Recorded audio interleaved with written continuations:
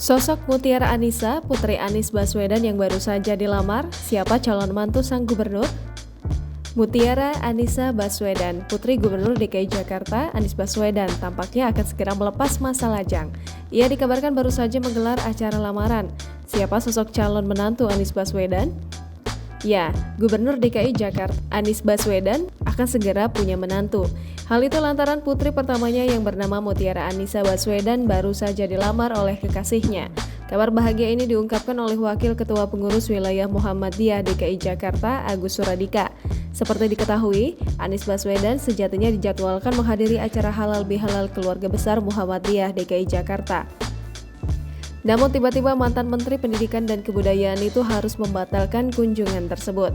Disebutkan Agus, Anies Baswedan terpaksa membatalkan acara halal bihalal itu lantaran harus menerima kedatangan calon besan dalam acara lamaran putrinya Mutiara Anisa Baswedan. Anies disebut tidak bisa hadir karena calon besannya hari ini berkunjung ke rumahnya di Lebak Bulus, Jakarta Selatan. Hal tersebut membuat Anies tidak bisa datang menghadiri acara halal bihalal yang dimulai sejak pukul 8.30 waktu Indonesia Barat. Sementara itu, Wakil Ketua Bidang Wakaf PWMU Supriyadi Karsim juga mengonfirmasi kalau ketidakhadiran Anies Baswedan dalam acara tersebut lantaran sedang menerima lamaran putrinya. Supriyadi menyebutkan lamaran putrinya digelar di kediaman Anies Baswedan di Lebak Bulus.